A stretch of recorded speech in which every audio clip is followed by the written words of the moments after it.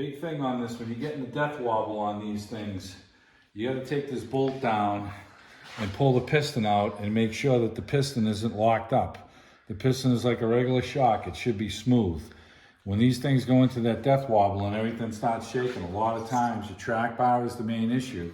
But don't overlook this bar. We're going to take this bolt off and slide this piston out right now to make sure this piston is like a shock, it's smooth. If it binds up or anything like that, or it has a real easy spot where it moves, then the piston's no good. So we're going to take this out and check that right now. Yeah.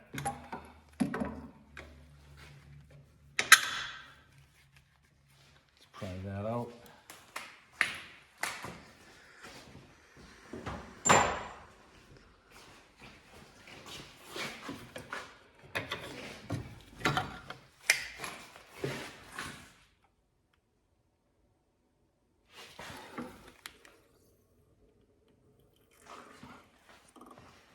Okay, it's hard to push it out and hard to push it in, but it's smooth. So this shock is still good. But you should really check that.